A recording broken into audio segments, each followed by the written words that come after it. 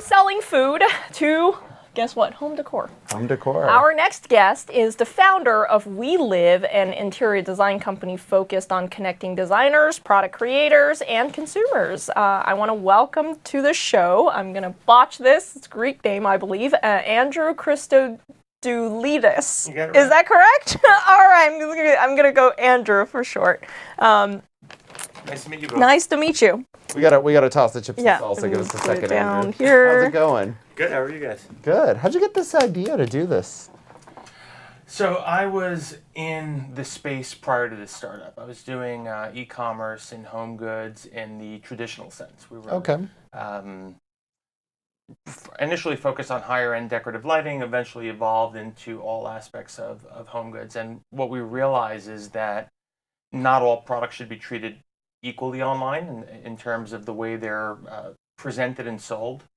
The chandeliers and toilet tissue were basically being sold the same way online. It was very hard for customers to really understand the difference, to distinguish between what they were looking at, where on the surface many products looked almost identical to one another. And so we came up with the idea to show products in context to help the market understand. So in context, like a chandelier actually hung up, exactly. or in authentic context. So in the homes where the products are actually being used. So not some done-up house That's that right. is Not clearly not my house. That's right. Yeah. Okay, that's interesting. That's interesting. See, for the interior design, I personally feel there's such a disconnect between the people who are looking for interior designers and interior designers looking for work.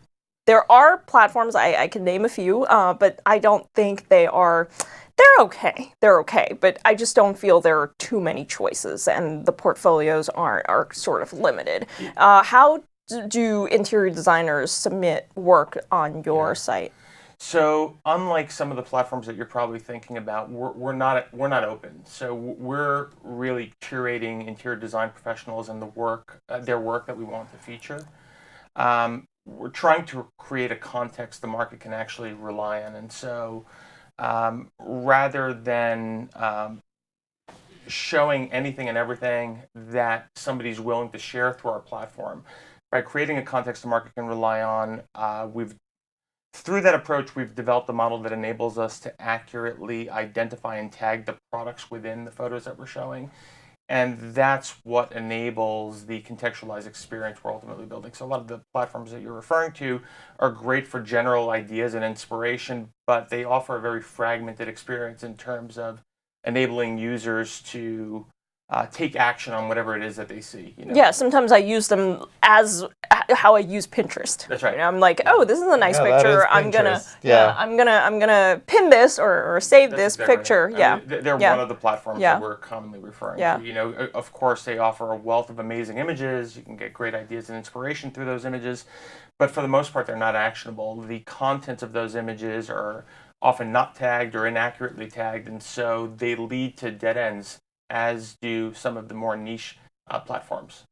Okay, so most of us, if we're just getting started in a big city, we're decorating our own apartments, right? We don't have money to afford your talent, Andrew, and all of your, people who work under you. Yep. What advice do you have for us in sprucing up a space? Yeah, we're still shopping from IKEA. Well, so it's interesting. We're curating interior design projects that we find interesting and inspiring. And while we are focused on the mid to higher end of the market, what we're finding as we're going through these images and tagging the products within them is they're not all higher end products. A lot of these products are coming from not all the way downstream brands, but very affordable brands, but are being assembled in such a way that are producing beautiful interior. So it's not all crazy expensive. No, it's not. And naturally, as the platform evolves, we're going further downstream for this very reason. Not all products in all projects, no matter how nice the projects are high end. Okay. Wow. Because if I'm setting up my first apartment out of college, I'm like, I have like $300 for a mattress.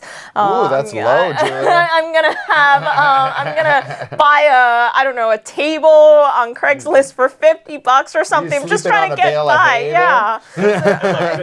The reality is the platform that we're building is the greatest impact is on the mid to higher end of the market, because that's where customers have a hard time justifying some of the high price points. Whereas when they're just presented in a vacuum through professionally photographed studio shots, which is the way we're used to buying basically anything online, as I was saying earlier, it's hard to tell the difference between the IKEA product and something on the other end of the spectrum. Yes. Whereas if we take both of those products and show them to customers in the 10 spaces, the 10 homes where they're being used, that context association really resonates, right? Just seeing the types of homes that the products are being used in, the other products that they're being used alongside, helps customers really understand the type of product that they're looking at. Okay. So that's more important on the higher end. So where do you see your company going in the next 5 years?